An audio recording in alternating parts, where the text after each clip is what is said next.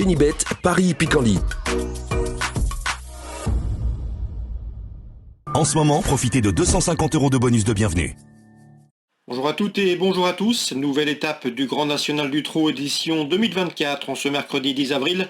Direction le centre-est et plus précisément l'hippodrome de Lyon-la-Soie pour cette nouvelle étape du circuit GNT, un circuit toujours très prisé.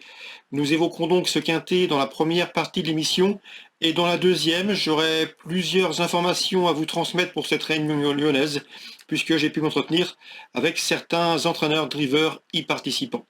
N'oubliez pas non plus de partager ce programme, de le liker, c'est possible via nos différents supports sociaux, Facebook, Twitter, vous en avez désormais l'habitude. Donc pour cette troisième étape du GNT à Lyon-la-Soie, nous avons a priori quelques bonnes bases de jeu tout à fait indiquées. Le numéro 10 notamment, Hymne du Gers, qui était ferré la dernière fois dans la prestation Prix Amaltea. Cette sortie a permis à son entourage de le maintenir en condition en vue de cet objectif. Un cheval qui a brillé cet hiver à Vincennes, il a remporté 4 courses au cours du meeting. Un cheval confirmé dans les quintets, il compte une victoire et 3 places en 6 événements courus. C'est un objectif pour lui, il devrait à mon avis répondre présence. Numéro 10, Hymne du Gers. Je lui opposerai principalement le numéro 8, Graal du Trésor, un cheval dur à l'effort, cheval de tenue, confirmé et efficace, corde à droite. Il se recommande de 4 places en 6 quintés courus. L'engagement au premier poteau est bon, c'est également un choix prioritaire. Le numéro 4, c'est Ginkgo du Rossoir, attention à lui. L'an dernier, il a couru 8 fois déféré les 4 pieds et en 8 sorties déférées les 4 pieds l'an dernier, il a signé 6 victoires, toutes enregistrées sur des parcours à main droite. C'est un excellent droitier, il a été préservé, étant arrêté de septembre à mars. Il a maintenant 2 parcours dans les jambes, il sera cette fois-ci pieds nus, confié à un pilote. C'est également l'un des candidats sérieux aux premières places, numéro 4, Ginkgo du Rossoir. Le numéro 7, Harry Carizet, un cheval extrêmement régulier, un cheval qui avait signé 6 succès de rang d'avril à août 2023. Depuis, c'est pas mal non plus. Il reste sur 2 bonnes places de deuxième à Bordeaux et plus récemment dans le Trophée Vert avec Aumois. Le cheval est pieds nus. C'est un cheval extrêmement régulier qui devrait encore répondre présent lui aussi. Sa place est à mon avis dans le quintet. Ce numéro 7, Harry Carizet.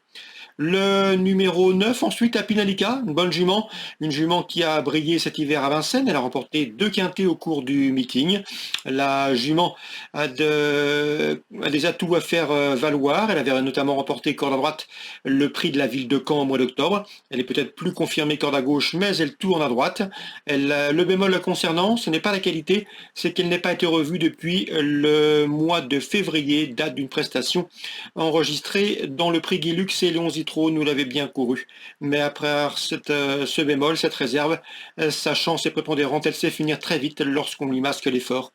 J'ai ensuite retenu un cheval du deuxième échelon, c'est le numéro 13 Orchestro, qui n'est autre que le vainqueur de la précédente étape du tournoi à Borelli. Une victoire convaincante, le cheval est en bonne condition physique, seul son rendement de distance va jouer contre lui. Mais attention, c'est un bon droitier. Il se recommande en effet de 12 podiums, dont 5 succès en 19 sorties, corde à droite.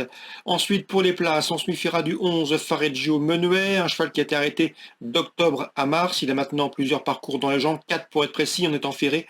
Cette fois-ci, il est déféré les 4 pieds, il part en tête et pourrait bien venir corser les rapports. Attention également au numéro 2, c'est dans cette épreuve Gablou Carizet, un cheval qui a bien fini dernièrement sur l'herbe dans l'étape du Trophée Vert avec Aumois.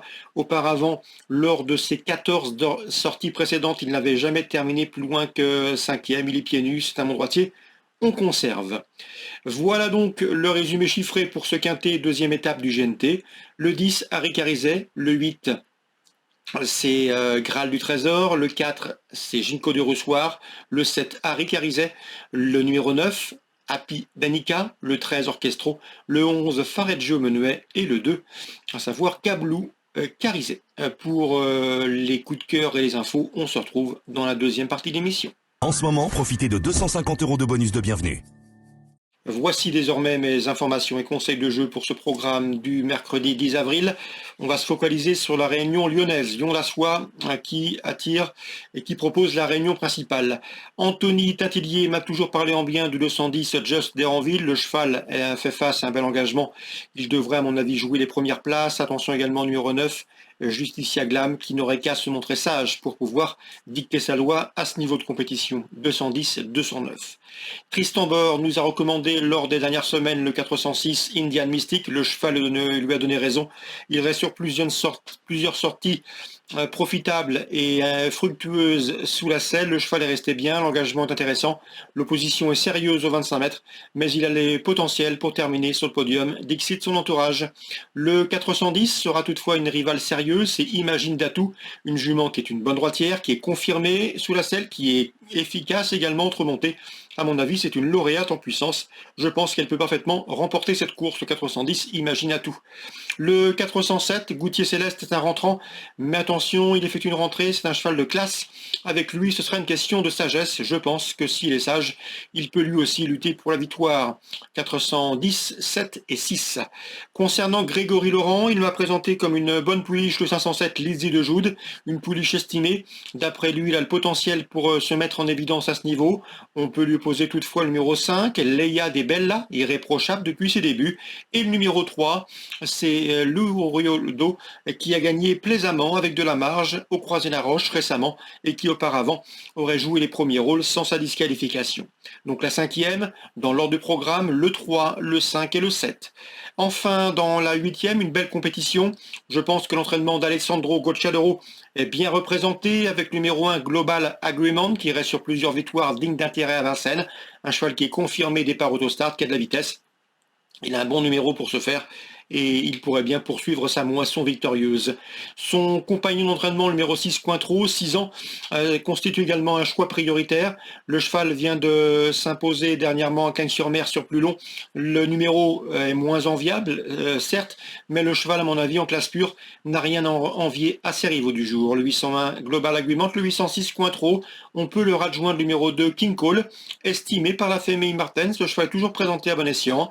C'est un 7 ans de qualité, il a un bon numéro derrière l'autostart, il sera pieds nus pour l'occasion et lui aussi mérite de figurer à mon avis dans vos couplets ou vos trios. 8e course, le 1, le 2 et le 8.